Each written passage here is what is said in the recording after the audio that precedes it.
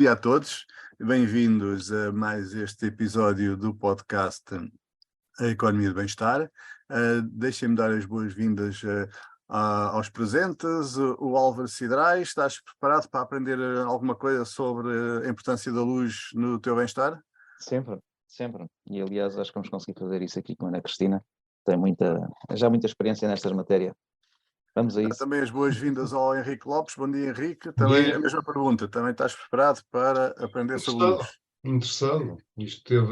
Houve períodos na história com muito destaque nesta área. Atualmente, nos anos passados, não tem sido dada tanta importância. Pode ser que haja aqui contributos muito interessantes. Muito bem, muito obrigado.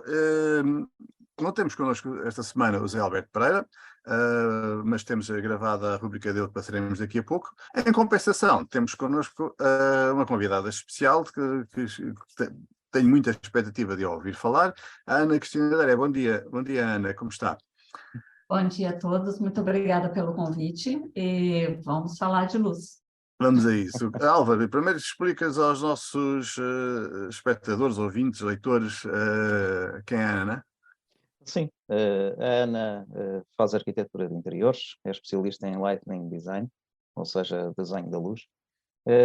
Foi licenciada em Design de Ambientes no Brasil, tem uma experiência profissional de mais de 30 anos, nos últimos 20 anos aqui em Portugal. E depois desenvolveu alguns trabalhos de investigação, nomeadamente mestrado e doutoramento, nas componentes da arquitetura, nas questões do envelhecimento e da relação de design, iluminação, para as pessoas mais velhas, para criar ambientes positivos, ambientes que são confortáveis e agradáveis para a vida das pessoas. E, portanto, nós vamos conversar com ela, depois temos aqui mais alguns pequenos desafios sobre estas questões, sobre a importância que a luz tem na criação de espaços de bem-estar. E o espaço é um dos elementos essenciais de bem-estar que pode contribuir ou não para a nossa qualidade de vida. E, portanto, depois iremos conversar com a Ana sobre estas questões. Muito bem, muito obrigado. Mas com uma promessa que eu faço desde já, que esta semana não nos vamos estender.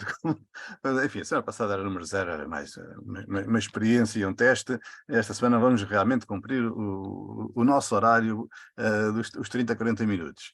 E, portanto, precisamente para não nos estendermos, vamos começar. Não vamos perder mais tempo. Ana, quer começar com uma perspectiva especial, alguma perspectiva mais importante para si sobre como é que a luz, estamos a falar, se eu bem percebi, de luz interior, dentro das habitações, como é que a luz afeta o bem-estar das pessoas? Bom, antes de nós falarmos de luz nos interiores, nós temos que começar a pensar na luz nos exteriores. A luz natural também é muito importante. E eu acho que nos interiores nós devemos fazer um mix entre a luz natural e a luz artificial.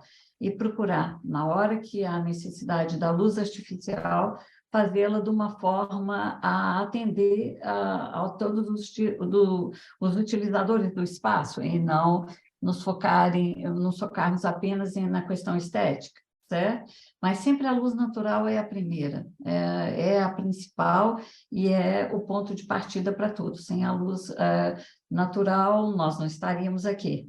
E nós somos acostumados a viver no exterior, e isso é ancestral do ser humano. Então, a luz artificial é apenas um complemento e uma forma de que a gente viva nos espaços interiores e dê continuidade à nossa vida dentro dos interiores. Mas sempre partindo a iluminação natural e a iluminação artificial como um complemento, mas também pensando nela como a gente pensa na iluminação natural.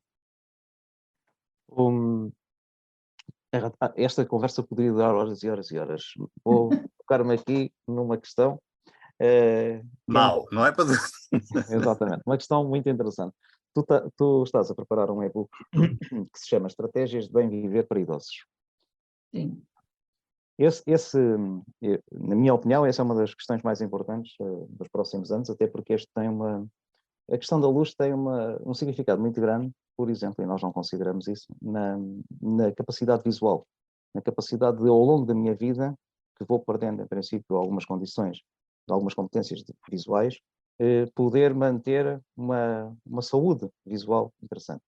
E eu perguntava-te, neste teu livro das estratégias de bem viver para idosos, que questões tu colocas, que soluções tu apresentas, que dicas podes dar sobre estas temáticas? Olha, principalmente eu acho que a iluminação não existe, e isso eu falo, tanto falei na minha tese, foi uma das conclusões da minha tese, como também da minha investigação, né?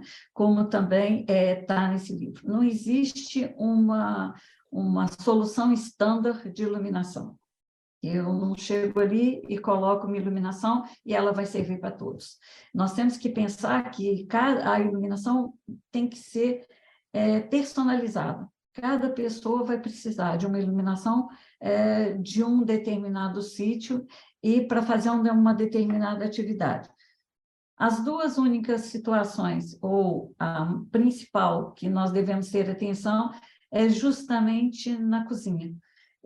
Nós temos muito hábito de colocar só a iluminação de teto, a iluminação natural, a iluminação no teto, a iluminação geral, e está tudo muito bem. Nós esquecemos que quando nós vamos fazer algum alimento, ou como nós vamos descascar ou preparar os alimentos, nós precisamos de ter iluminação nas bancadas. E se eu tiver só iluminação geral, eu vou fazer sombra na minha bancada. Então, nós temos que pensar que devemos ter uma iluminação embaixo dos armários, para quê? Para a iluminação da própria bancada.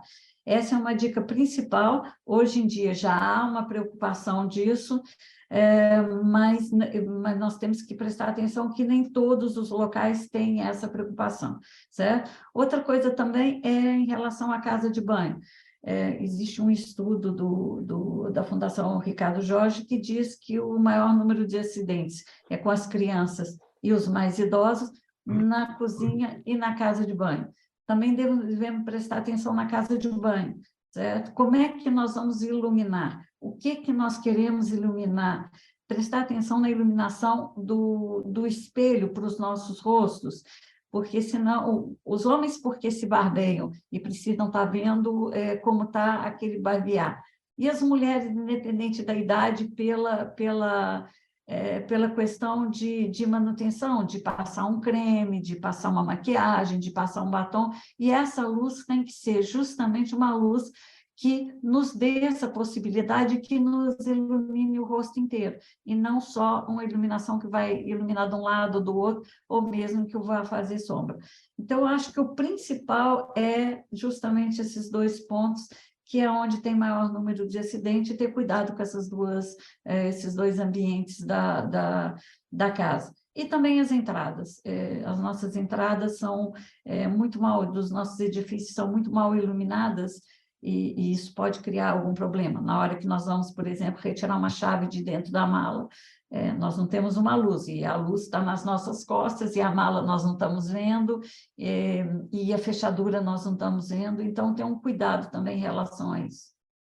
Ou seja, um cuidado com os detalhes, e essa é uma questão crucial, porque das conversas que nós também já tivemos sobre este assunto, ficaram presentes duas coisas.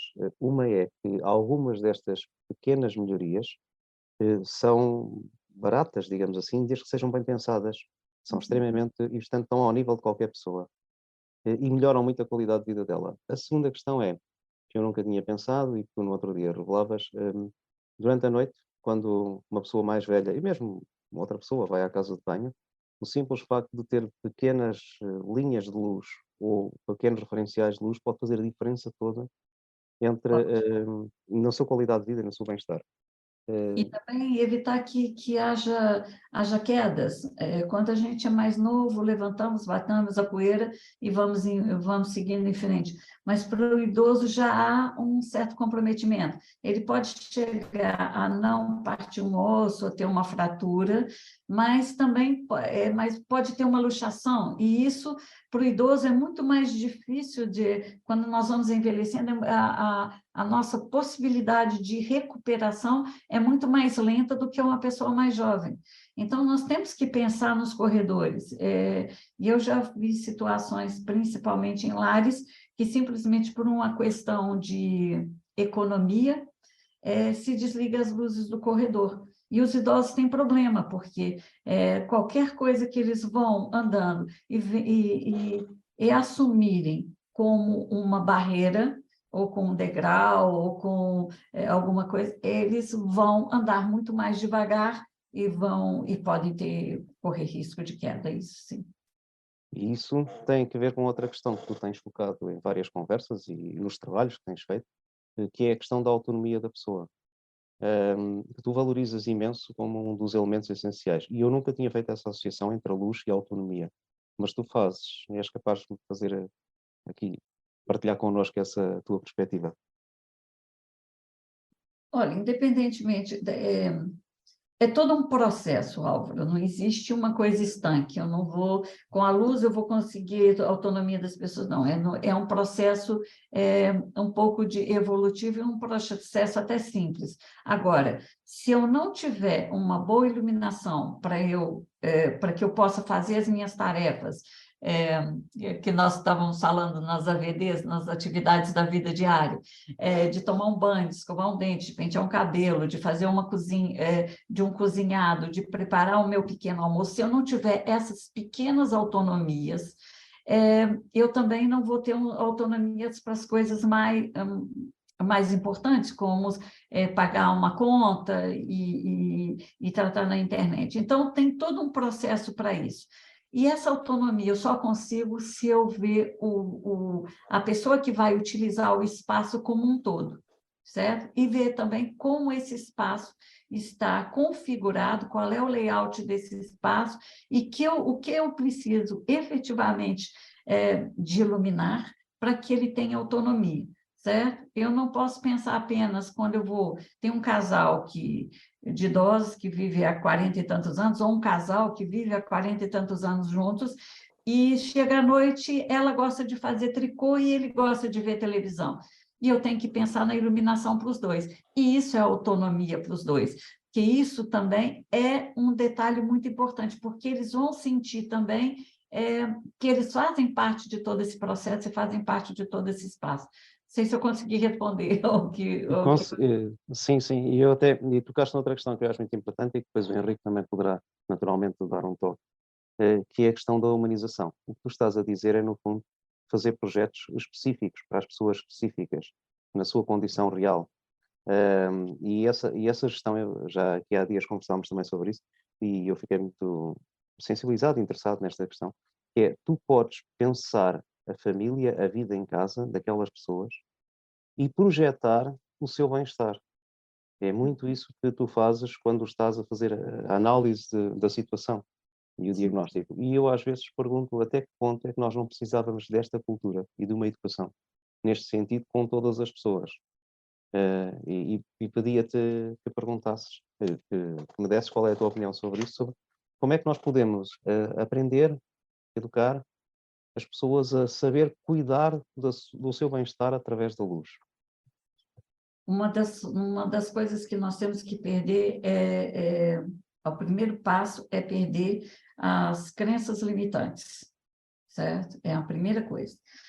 Nós temos uma série de crenças que nós vamos acumulando durante a nossa vida e que isso nos causa alguma dificuldade de humanizar esses espaços. E uma delas chama-se a cor da luz, certo? Se nós formos prestar atenção na luz do sol, ele começa num tom mais amarelado, depois ele fica muito branco e torna a voltar por um tom mais amarelado.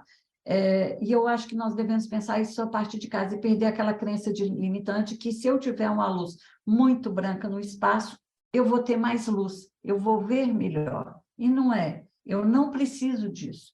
Eu posso ter uma tonalidade de cor que nós vamos chamar assim de neutra, vamos assim dizer, que é em torno aí dos 3.000, 4.000 kelvins, e ter uma boa visibilidade. Mas nós temos que iluminar as coisas certas e os locais certos com a atividade certa.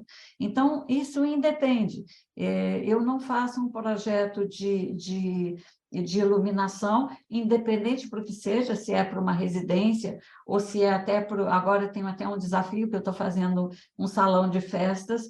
Eu não me foco apenas em utilizar luz branca, certo? Mas eu posso fazer um mix de luz mais amarela, que são as lâmpadas incandescentes, aquela mais amarelinha, e ter uma luz mais neutra, e fazer esse mix, mas iluminar a coisa certa, certo?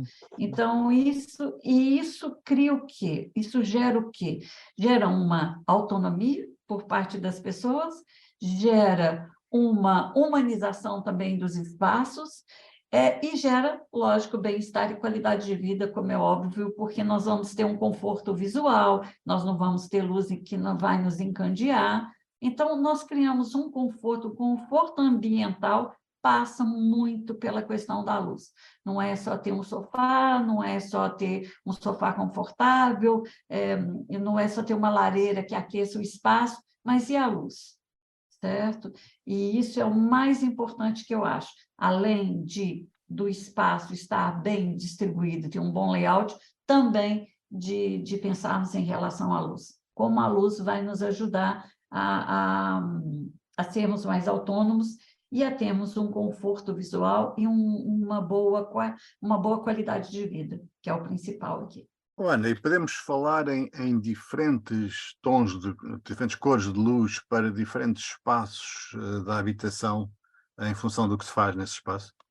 Pode sim, podemos sim, com certeza. Eu até estava a pensar... Só juntava aqui uma questão, porque realmente se esta questão da luminância e da cromância têm que estar equilibradas, não é? Sim. Que há à venda LEDs, por exemplo, alguns tipos de LEDs, que causam dano ocular. E, portanto, não se tem dado a devida atenção ao tipo de luz. Eu repartiria aqui, temos estado aqui a falar na parte da habitação, mas eu era capaz de juntar aqui um outro aspecto. Os estudos de luminância e cromância tiveram muitos estudos na época dos anos 60, 70, ligados às atividades profissionais. E, por exemplo, não se tem dado, na minha opinião, não se tem dado a devida atenção ao tipo de iluminação específica. E, designadamente, o jogo, não sei se depois a Ana quer discorrer um bocadinho sobre isto, o jogo que há entre as cores das paredes e as cores da luz que nos é colocada, e tanto quanto sei, o único país do mundo que trabalha esta matéria a sério são os japoneses. Aqui uma coisa é termos uma luz, outra coisa é ter essa luz refletida por um conjunto de espaços e de objetos. Isto tem, por exemplo, grande impactação ao nível da probabilidade dos acidentes profissionais. Perdeu-se muita coisa nos últimos 30 anos, eventualmente, sobre este assunto, e eu gostava de ouvir a Ana um bocadinho sobre, como disse muito bem, não é só pôr muita luz, não é? Até porque muita luz a dado momento começa a ser, isto é um U, não é? Isto é um U invertido, não é? A qualidade da luz, a quantidade da luz que vamos tendo, depois a partir de determinado momento, o seu benefício começa a cair, não é? Gostava de ouvir um bocadinho a Ana neste sentido dos tipos de luzes que há à venda, das cores, os Kelvins que falava há pouco, versus os ambientes em que ela está inserida. Olha, sem querer entrar muito nessa parte técnica, porque às vezes pode ficar um pouco cansativo, mas eu acho que essa é uma boa questão, e uma boa pergunta que você me fez, uma boa questão que você está pondo. A primeira coisa, o LED, todo mundo acha que o LED surgiu agora, que é uma luz dos anos 2000. Não, o LED surgiu em 1990, certo? O que aconteceu? O LED ainda era uma tecnologia em evolução, como é até hoje, certo? E muito caro na altura. Então, os profissionais mesmo da iluminação nunca pensavam que o LED ia ficar tão acessível como nós temos a acessibilidade aos LEDs hoje. O LED nos dá duas possibilidades, ou de ter várias temperaturas de cor, que algumas lâmpadas não tinham, como, nomeadamente, a incandescente. A incandescente só tinha uma temperatura de cor de luz, ela é aquela amarelinha e não tem mais conversa. Como depois começaram a surgir algumas outras temperaturas, mas o LED veio, vamos dizer assim, ter um leque mais amplo. Temos também que partir de uma outra questão. O LED foi desenvolvido, a tecnologia LED é para a lâmpada, é para o RGB, Red, Green and Blue.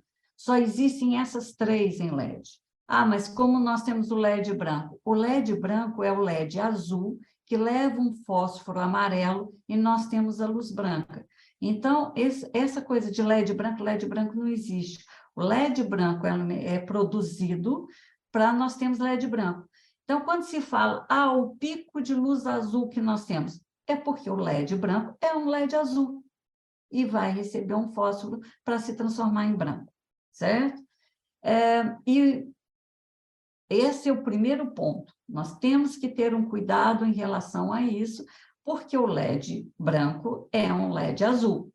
E ele vai ter um pico, se a gente for ver a curva do LED branco, ele vai ter um pico de luz azul muito grande.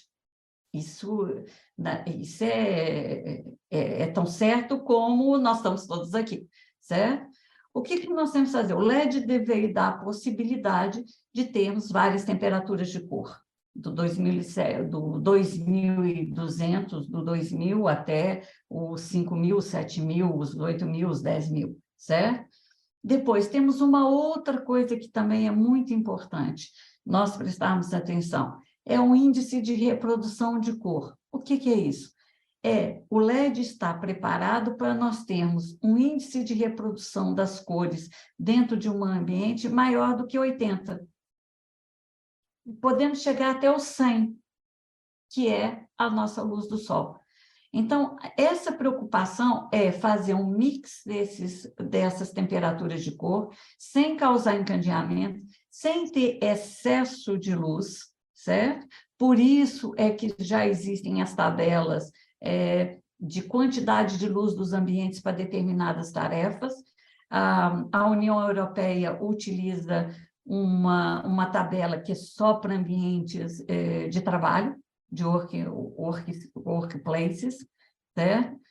Eu, baseado numa NBR brasileira, que trata da iluminação dos interiores, introduzi também na minha tese essa tabela, fiz um estudo junto com o meu co-orientador do que seria o ideal, e verificar também se essa quantidade de luz que a própria IES e a União Europeia coloca como sendo necessária, se não há um excesso de luz em relação a isso, certo?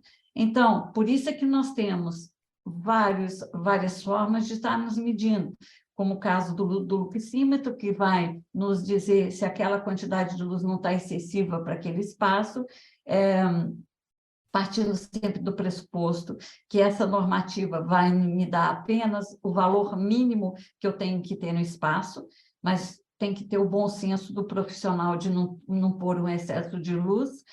E uma segunda questão é ver qual é que é o índice de reprodução de cor e o que nós estamos iluminando. E outra coisa também muito importante, Henrique, é ter essa preocupação de que a sombra também faz parte da luz. Nós não precisamos iluminar demais, mas nós precisamos fazer um jogo de luz e sombra para que nós possamos distinguir textura, distinguir os materiais e distinguir as próprias cores, certo? Não é bem distinguir, mas estarmos confortável com isso. Mas devemos pensar também, não é iluminar demais, é iluminar com peso e medida, mas trabalhando com a luz e com a sombra, porque a sombra também faz parte da luz. Ana, agora que falou nos azuis, nos tons de azuis, lembra-me uma outra questão. Não faz também sentido jogar com as cores da luz ao longo do dia? Ou seja, quando a pessoa... lembrei-me disso por causa da questão do azul, que tenho lido que não é fantástico para quem vai dormir para quem está a preparar-se para ir dormir, ter muita luz azul. Isso devia ser outro fator na preparação dos espaços interiores? Sim, sim, devia, e hoje já existem iluminações, tem a iluminação que nós chamamos de Tunable White, que tem todas as três principais temperaturas de cor, que nós podemos ir alterando na própria luz, para tornarmos um ambiente mais agradável. Em relação a isso de dormir, até é importante, porque há estudos, há estudos desenvolvidos, inclusive, para as crianças. Outro dia eu vi... Já há um tempo eu vi um anúncio na televisão das crianças tomarem a melatonina para dormirem, e não precisa de tomar melatonina. Melatonina, o nosso corpo, essa hormona, o nosso corpo produz normalmente, é só nós termos cuidados de não virarmos noites, não ficarmos muitas horas acordados. O nosso organismo produz a melatonina. Como é que vamos fazer com as crianças para elas não tomarem melatonina para irem dormir? É questão apenas de ter uma iluminação, até nas escolas, ter uma iluminação com Tunable White, em que, quando as crianças estão se preparando para ir para casa, a temperatura de cor naquele espaço ir decaindo até o 2700. Para quê? Para elas ficarem mais relaxadas, chegarem em casa e irem dormir. E também com cuidado. Eu tenho visto, e isso para mim, assim, me faz uma enorme confusão, as crianças estarem sempre com telemóvel, com tablet, crianças que ainda não conseguem perceber como utilizar aquilo bem, mas as crianças já nascem com o telemóvel na mão. Não é bem assim, elas não nascem com o telemóvel na mão. Isso é questão dos pais de darem o telemóvel para que elas fiquem ali quietinhas e não nos aborreça, até eu conseguir fazer as minhas coisas todas. E eu acho que tem outras formas de se fazer isso. Se a criança chegar cansada, é o tempo de tomar um banho, já está relaxada, tomou banho, jantou, ela já está preparada para ir para a cama. E já coloca para dormir, e não precisa da Deixe-me interromper melatonina. só para esclarecer, para deixar claro. Portanto, esta ideia dos ecrãs à noite significa mais luz azul, não vai ajudar a criança, ou se calhar nem o Não. adulto, a dormir, é isso? Nem o adulto. Eu, normalmente, à noite, o meu telefone já fica mais ou menos resguardado, e na minha casa, normalmente, à noite, eu não tenho muita luz. Eu tenho a luz nos locais certos, mas já uma luz que vai me deixar relaxada. Porque se eu deixar também, eu viro à noite. Ainda mais que eu acho que eu produzo melhor à noite, então eu viro à noite trabalhando. Então, eu já tenho me cuidado em relação a isso e já tenho feito várias experiências. E já conheço clientes meus que, por exemplo, baniram, inclusive, o telemóvel do quarto. Voltaram de novo com o relógio normal, e baniram o telemóvel mesmo do quarto, porque acham que o telemóvel no quarto ele já causa algum incômodo a nível do sono e por ser um eletrônico. Tem pessoas que estão fazendo esse radical. Eu ainda não fiz, de vez em quando eu tiro. Se eu quero relaxar, se eu quero dormir e não quero me preocupar, eu costumo tirar o telefone do quarto, mas eu ainda tenho um agravante, eu ainda tenho família no Brasil e eu preciso ter, porque se houver alguma coisa, eles vão me chamar pelo WhatsApp e eu preciso estar atento para É isso que eu acho em relação a estas abordagens, vamos dizer, mais radicais. Vamos acabar com o telemóvel no quarto. Mas não é por acaso que as pessoas têm o telemóvel no quarto, é porque a vida moderna obriga as pessoas a precisarem de estar contactáveis. Nem toda a gente tem família no Brasil, mas muita gente precisa estar disponível, ou por questões familiares, às vezes profissionais também. Portanto, muitas vezes ouço essas ideias que me parecem românticas, mas pouco praticáveis. As pessoas precisam das facilidades que a tecnologia lhes dá. É por isso que as usam. Não é só para jogar, não, digamos assim. não utilizavam, mas eu tenho o meu, eu ponho, mas é que bem, mas o meu é uma questão pessoal, não é nem profissional, mas, por exemplo, eu sei de casos de médicos e de enfermeiros que têm por questões profissionais, porque vão ser chamados e precisam estar contactáveis, né? Se bem que muitas vezes eu não sei como é que se fazia quando tinha só o telefone fixo e ele estava contactável na mesa, né? Ninguém tinha o telefone fixo no quarto, pois não, acho eu. Exatamente. Olha, tem algumas pessoas que tinham alguns médicos que tinham o telefone no quarto justamente por causa disso, para no caso de serem chamados. Mas eu acho que a tecnologia está aí para nos auxiliar, mas nós temos que ser também QB, certo? Eu acho que tem que ter cabeça, tronco e membros para nós estarmos utilizando essa tecnologia. E a luz, mais do que tudo, a luz tem que ser vista dos parâmetros não só de não causar encadeamento da temperatura de cor, não tem luz a mais, nem luz a menos. Eu já fui em num restaurante que eu tive dificuldade de ler o cardápio porque a luz estava a menos, certo? E eu tive que ligar a lanterna no meu telemóvel e me senti bastante desconfortável com isso, certo? Então, eu acho que tudo é uma questão de peso e de medida, certo? Há países em que está muito adiantado essa questão da iluminação, esse cuidado com a iluminação, mas há países que não, que ainda não há uma preocupação em relação a isso, certo? Ainda é considerado quase um trabalho de luxo. Eu coloco qualquer lâmpada e para mim está tudo bem. Mas as coisas não são assim. Eu Tenho um acho bocado que a ideia que nós, em Portugal, das preocupações que temos derivam geralmente das normas europeias. E as normas europeias, por aquilo que me está a dizer, ainda não estão muito preocupadas ou não versam muito a questão da iluminação. não, da iluminação em espaços de trabalho, que é aquilo que o Henrique referiu, sim. Nos espaços de trabalho, sim. A norma europeia é muito precisa e ela não trata apenas do espaço de trabalho, ela trata de fábricas, de clínicas, de A escolas. nossa norma europeia ainda não tem as cromâncias definidas como, estava a dizer, por exemplo, o caso do Japão que tinha, em que cada profissão tem uma cor ambiente própria e que isso reflete, por exemplo, no preço dos seguros. Exatamente, Ou, por exatamente. exemplo, a importância de ter determinadas cores nas salas de aulas para facilitar a concentração. Exatamente, Quando exatamente. aqui é uma questão mais estética do que propriamente funcional. Há bocado estava a ouvir a Ana falar sobre a iluminação nas escolas e estava mesmo a imaginar a escola do meu filho mais novo a baixar a temperatura da luz ao fim do dia.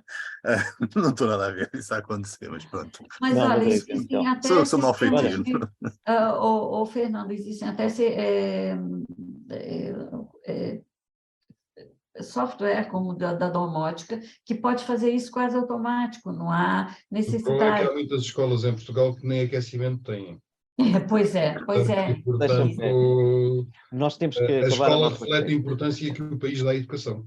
É, Que é muito exatamente. pequena. Completamente. E é muito pequena. E Portugal e Espanha, com exceção da Catalunha, somos os países da Europa Ocidental onde nos últimos 250 anos se deu menos importância à educação.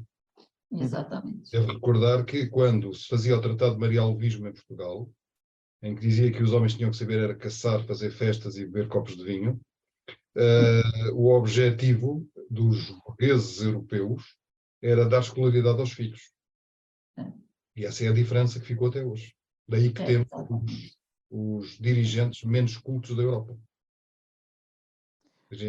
Podíamos Vamos- extrapolar isso também para os professores, mas não vamos fazer isso. Não, Hoje. temos de Até porque terminar. não nos podemos estender muito. Temos de terminar a Antes de nossa nada, conversa. queria dizer, Alva, dá-me licença só para dizer isto. Eu queria dizer que vamos deixar nas notas do programa um link para este livro que a Ana publicou com os resultados da sua tese de doutoramento, que versa estes aspectos que ela referiu-se, que me parecem muito interessantes. Mas que, para além disso, e esta é a minha dica para acabarmos a seguir, para além disso, a Ana está a preparar um novo livro. Quer-nos que está na fase final de pré-publicação, digamos assim. Quer-nos dar umas dicas do que é que vai ser esse livro? Esse livro vai ser um compilar o livro que eu lancei pela editora da Universidade de Lusíada, especificamente a minha tese de mestrado, certo? Que eu fiz na Universidade de Lusíada com enfoque no design inclusivo. Esse livro vem desses estudos, porque eu fui desenvolvendo também alguns projetos de iluminação de lares de idosos, em que eu fui aplicando um pouco da minha investigação do doutorado. Esse livro vai ser o quê? Vai ser um mix da minha tese de mestrado, da minha dissertação de mestrado e da minha tese de doutoramento. Então, eu procurei fazer um livro mais leve e um livro que desse mais dicas, que fosse um livro acessível a todos. Eu não queria só na área acadêmica para investigação, mas um livro que fosse acessível a todos, certo? Então, é um livro até que eu faço algumas provocações, o próprio título dos capítulos, o Álvaro já viu o RAF do livro, o próprio título dos capítulos é uma provocação em relação ao que eu vou falar naquele capítulo. Mas é mais um livro para ser acessível, é um e-book, não vou dizer que não vai, em algum ponto, ser impresso. Por enquanto, ele vai ser lançado como e-book, mas um livro que seja quase um manual de boas práticas mesmo, que nós podemos ter nos espaços, não só para quem já tem mais de 70 anos, mas até antes disso, porque eu acho que pensar nos espaços de uma forma global não é pensar só para os idosos, mas pensar para toda a vida. É casa para toda a vida. Tá? Deixa-me só dar uma dica em relação a isto, até porque eu já tive a oportunidade de ver um bocadinho o livro. A sensação que eu tenho é que vai ser um daqueles instrumentos muito bons para nós aprendermos um pouco as bases essenciais e termos ali uma sensibilização para esta questão da gestão da luz como componente da gestão da vida e do bem-estar. E com dicas muito práticas, estratégias interessantes e com exemplos concretos. E, portanto, pode ser extremamente interessante para fazer aquilo que o Henrique há pouco estava a dizer, que é ajudar, dar contributos para uma educação com um determinado sentido, uma educação para o bem-estar, com as preocupações também de educação para a saúde e por aí fora. Isso parece muito bom, dicas para melhorar o bem-estar das pessoas, para melhorar a qualidade de vida das pessoas, é precisamente aquilo para isso que fizemos este podcast. Eu ia convidar a Ana a ficar connosco, até porque, portanto, pode alguém colocar alguma pergunta no Facebook e deixava esse convite, e enquanto isso não acontece... eu prosseguia com a rúbrica do Zé Alberto Pereira, que hoje, como eu disse, não pode estar connosco, mas está connosco em espírito e em vídeo. Eu ia, desde já, partilhar convosco a rúbrica dele. Ok, então muito bom dia. O meu nome é José Alberto Pereira e vou-vos falar um pouco sobre a luz na habitação. Não é a minha praia, de qualquer maneira, a ideia aqui assim é fazer uma abordagem um bocadinho fora da caixa sobre este efeito. E começamos um pouco de trás para a frente. Um dos efeitos que nós temos e que resulta do conflito ucraniano sobre a Europa é, objetivamente, o aumento exponencial quase dos custos de energia. Estes efeitos caíram-nos ao colo com uma forte incidência ao nível da fatura de energia, sobretudo da eletricidade, também dos combustíveis fósseis, mas vamos falar da eletricidade, e afetou os agregados familiares sob duas formas. Primeiro, através da energia que consomem domesticamente, e em segundo, através do aumento do preço dos bens e serviços que consomem, devido ao aumento dos custos com energia na produção desses bens e serviços. Podíamos falar alguma coisa a este nível, nomeadamente dizendo que devia haver alguma relação nestes custos, mas os mercados continuam a funcionar de forma livre, portanto, quanto a isso, isto é um dado que devemos considerar como uma constante. O custo da energia elétrica refletiu-se rapidamente nos orçamentos familiares e conduziu à única solução que a curto prazo se tornou eficaz, a poupança. E por este motivo, nos mercados imobiliários, a procura de casas com luz natural abundante voltou à ordem do dia, não apenas como medida potenciadora de bem-estar, mas sobretudo como medida indutora de poupança. Num país como Portugal, a luz natural é um recurso abundante e barato, que resulta, por exemplo, no facto de 80% da energia consumida no nosso país em 2022 ter tido como origem fontes renováveis. Por outro lado, a procura de luz natural é um objetivo que tem guiado as sociedades ao longo dos tempos, estudada e implementada por diversas civilizações. Largas janelas, portadas, terraços, claraboias, alpendres, tetos de vidros são visíveis em todas as sociedades e arquiteturas, e a luz natural tem um papel determinante no bem-estar dessas pessoas. Especificamente, no caso da China, o Feng Shui é uma antiga prática chinesa que harmoniza as energias individuais com o ambiente que as rodeia e tem na luz natural um dos seus elementos básicos, aplicando-a na orientação de edifícios e estruturas que eles denominam espiritualmente significativas, como habitações, túmulos, mosteiros, palácios e outros.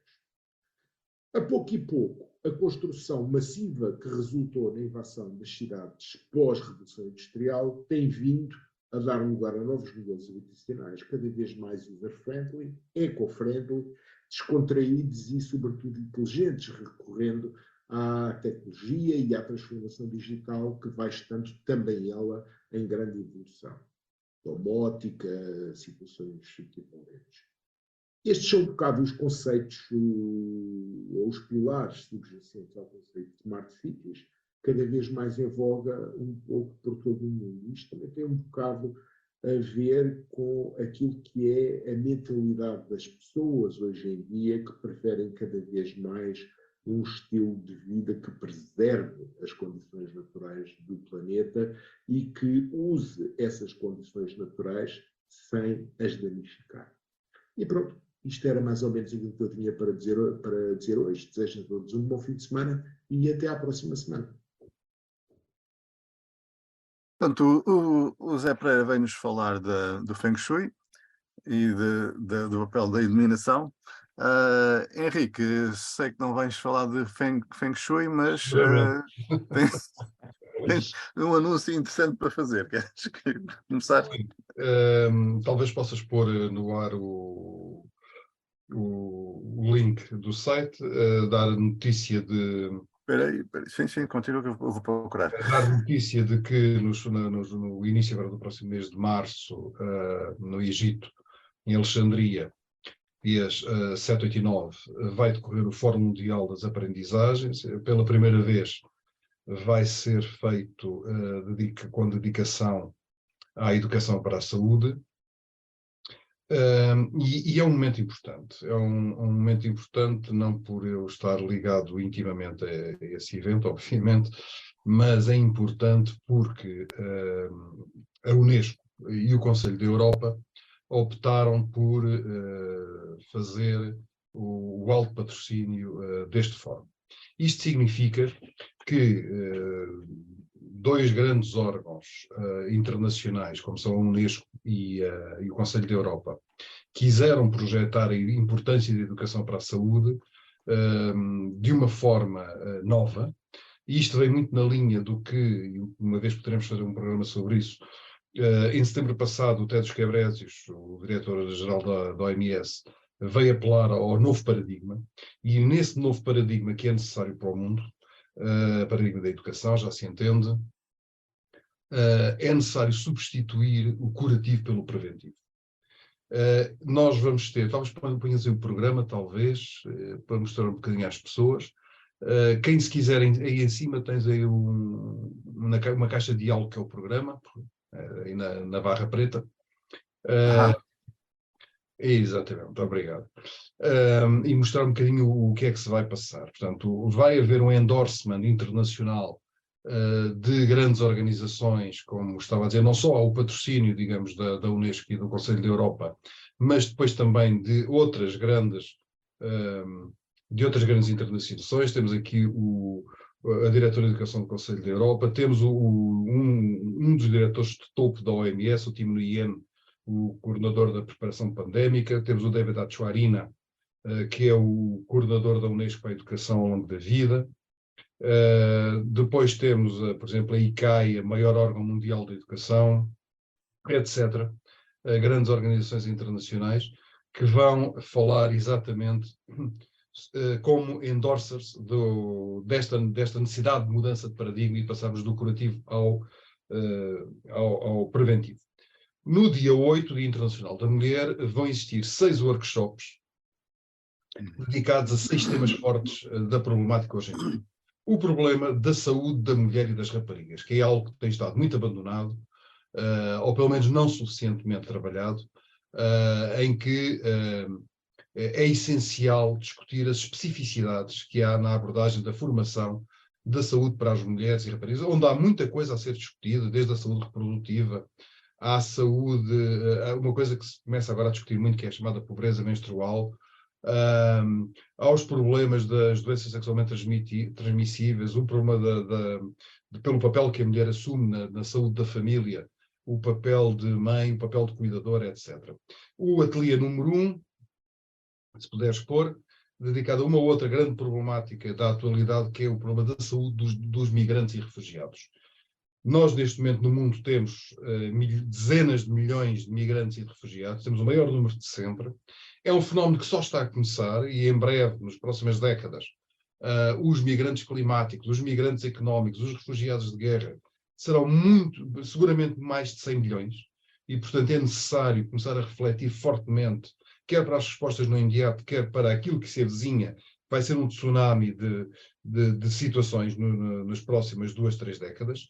E um terceiro ateliê, o 3, e os 3 são de manhã, são paralelos, dedicado ao problema da doença crónica, que verdadeiramente ninguém tem trabalhado de uma forma sistemática. Durante a tarde haverá 3 outros ateliês para as zonas que não são normalmente abordadas, porque, a verdade se diga, a medicina, a enfermagem, a farmácia são ciências que estudam os ocidentais e dos ocidentalizados, que são 15 a 20% da humanidade. E pouco é estudado os restantes 80%. Portanto, mas são sítios onde se fazem trabalhos fantásticos e onde nós próprios ocidentais temos muito a aprender. E, portanto, haverá um workshop sobre a problemática da educação para a saúde em África, outro para a América Latina e outro para a Ásia. No total, teremos 59 palestrantes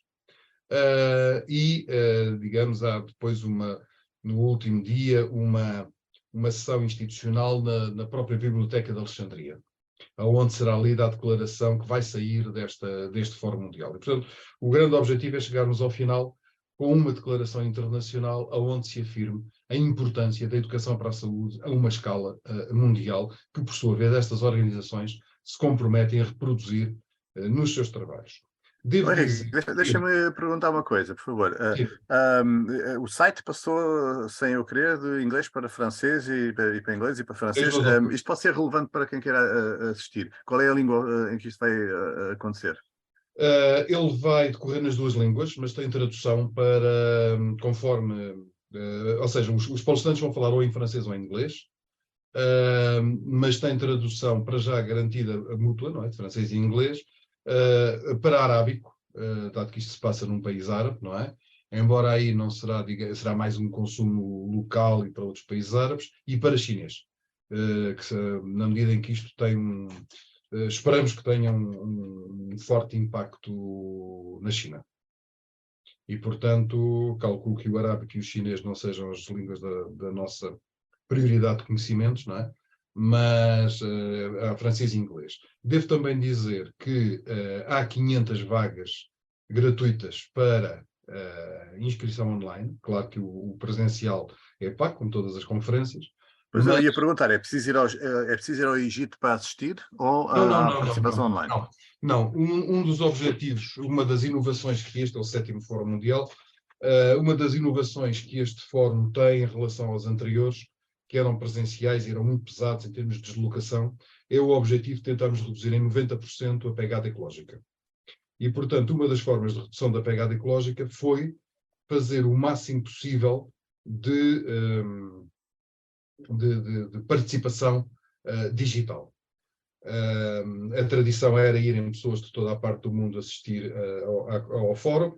Neste momento, a nossa aposta, na medida do possível, para além dos palestrantes, é evidente que têm que se deslocar, e mesmo assim os endorsers não, já vão fazer por digital também. Além dos egípcios e de mais algumas pessoas que estão a fazer doutoramentos nesta área e que querem estar presentes até para networking, e dos palestrantes, a tentativa é de que não tenhamos mais do que 100 pessoas a fazer viagens ao Egito para participar no fórum e tudo mais possa ser feito por via digital. E, portanto, as pessoas podem se inscrever, podem participar na totalidade do evento, podem participar só em ateliês, por exemplo, que sejam do seu agrado. O terceiro dia não está garantido que haja uma transmissão total, na medida em que há restrições a Biblioteca de Alexandria é um órgão de Estado no Egito e depende diretamente da presidência. E, portanto, a emissão a partir de lá, o mais certo é não acontecer, mas pelo menos a parte, digamos, do primeiro e do segundo dia, essas sim estão completamente garantidas. Sim, a transmissão online não inclui a excursão e o jantar, pois não?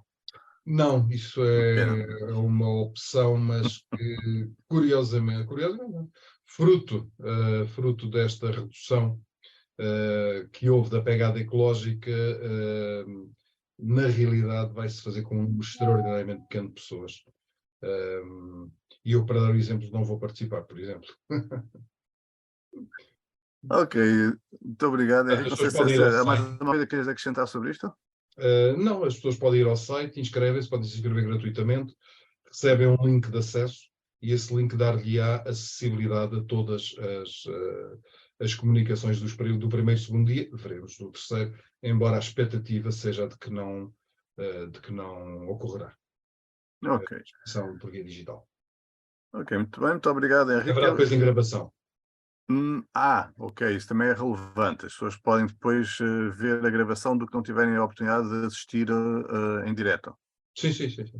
Vai estar no Ok, Facebook. isso também é Vai relevante, sem dúvida. estar no LinkedIn e no YouTube. Ok, antes de acabarmos, porque está na hora, queria perguntar então ao Álvaro, o que é que aprendeste hoje para melhorar a tua vida? Epá, interessante. É uma coisa que vale a pena nós esclarecermos sempre. Aprender é um processo que ocorre dentro de nós, por junção de novas experiências e de construções em função dessas novas experiências. E eu gosto muito de referir que aprender é uma coisa que o Edgar Morin tem falado constantemente. E o paradigma, que há pouco o Henrique estava a falar, a mudança de paradigma, e que também o José Pereira, na prática, acabou por trazer para aqui, é uma jornada de transformação, uma jornada de aprendizagem. E que, claramente, naquilo que tivemos aqui a ver hoje, luz e energia estão intimamente ligados e têm que ser também pensados numa lógica de poupança e de economia. Portanto, tudo isto está intimamente ligado. Há, de facto, uma mudança de paradigma, nomeadamente na forma como valorizamos as coisas, e a questão da educação é crucial na criação de novos valores, de novas prioridades na nossa vivência coletiva e no nosso bem-estar. Portanto, educação, aprendizagem e saúde, para mim, são 3 coisas que são suportes essenciais para o nosso desenvolvimento, para o nosso bem-estar, e felizmente foram tocados.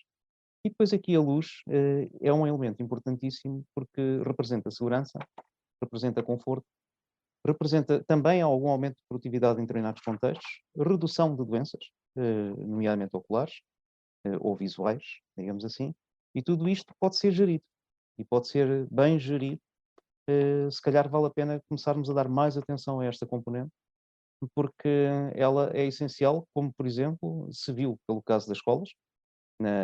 Nas escolas, então, seria um investimento crucial, mas mesmo crucial. E depois também, no final do ciclo de vida, nas ERPs, ou quando nós estamos um pouco mais velhos e temos algumas dificuldades, mas mantemos-nos em casa, como tudo isto pode e deve ser gerido e pode gerar tranquilidade, harmonia, evitar problemas de vários tipos, e aumentar muito a qualidade de vida ao longo da vida. E, portanto, termos aquilo que muitas vezes nós defendemos naquela cooperativa que criámos, o lado bom, aquela cooperativa de bem-estar para a população mais envelhecida, e onde a Ana Cristina também colabora. E nós defendemos a ideia que viver é preciso ganhar qualidade de vida nos anos de vida. E a luz, aliás, temos conversado muito e trabalhado muito esta questão, a luz e o espaço são elementos essenciais para esta construção de uma vida positiva e do aumento da longevidade. E, portanto, aquilo que nós às vezes temos disponível depois com o conhecimento que a Ana Cristina tem, que o Henrique também revelou claramente nestas matérias, este conhecimento todo que está disponível e que nós muitas vezes tendemos a desaproveitar, se nós mudarmos este desaproveitamento, passarmos a aproveitar, arriscamos a ter melhores condições de vida e bem-estar em muitos contextos fundamentais para a nossa vida feliz. E acrescento eu, só para te calar, que temos que Exatamente. acabar, acrescento eu, repetindo o que já disseste tanto, com um investimento com pouco significativos. Muitas vezes são a parte menos importante do investimento numa habitação. São seguramente uma parte muito pequena de tudo aquilo que a sociedade gasta atualmente na economia de bem-estar, e que podem ter realmente um efeito muito palpável, muito significativo na qualidade de vida das pessoas. Queria agradecer a todos, porque temos que fechar, agradecer a todos terem dedicado esta parte da vossa manhã de sábado a este podcast. Agradecer ao Álvaro, ao Henrique e à Ana, obviamente. Agradecer também a participação em diferido do Zé Alberto Pereira. Queria agradecer a assistência técnica fundamental da Criavosoft, agradecer ao Hugo pelo tema musical que não ouvimos do início, e agradecer a quem assiste. Voltem sempre, para a semana estamos de volta com outro tema, e como diriam os Monty Python, algo completamente diferente. Vamos, portanto, falar até daqui a algumas semanas. Mas continuarás connosco em diferido, não é? Sim. E por boa razão. Exato. Eu espero que sim. Vai correr bem, de certeza. Queria só, antes de fechar, então, voltar a pedir a quem nos vê o favor de procurarem na plataforma que estão a usar para ver, ou para ouvir, ou para ler este conteúdo, há onde encontrar um botãozinho que diz subscrever, seguir, qualquer coisa, e carregar nesse botão vai-lhes permitir serem avisados quando houver novos episódios, não perderem episódios, e vai-nos permitir a nós sermos muito melhor tratados pelos algoritmos das redes sociais, que dão-nos logo outra relevância. Subscrever, partilhar, é isso o que mais podem fazer para apoiar este podcast, e até para a semana. Muito obrigado. E mais uma vez, obrigado, Cristina. Ana Daré, obrigadíssimo pelo teu contributo. Obrigada. Eu, Muito Henrique, obrigado. fiquei extremamente interessada. Isso é muito interessante a gente falar nessa abordagem que você fez, dessa nova preocupação em relação a não ter uma medicina curativa, mas uma medicina preventiva. E isso é realmente o que eu sempre penso que é o melhor. É preferível a gente prevenir do que depois estar tendo que tratar. E a minha irmã é enfermeira, e ela, quer dizer, continuou com a base da enfermagem, mas hoje está trabalhando com a medicina tradicional chinesa, justamente porque ela começou a entrar em divergência com os hospitais que ela trabalhava. Ela dizia sempre que a medicina tem que ser uma medicina preventiva e não curativa, não é na hora que está com a doença, porque com a doença é muito mais difícil de termos um bom resultado do que se prevenirmos até chegarmos lá. Eu acho É mais fácil não partir a perna do que curar a perna partida, é isso que está a dizer. Exatamente. Eu só substituí ao termo medicina por saúde, porque a saúde a gente às vezes esquece, mas a saúde são 800 profissões. Exatamente.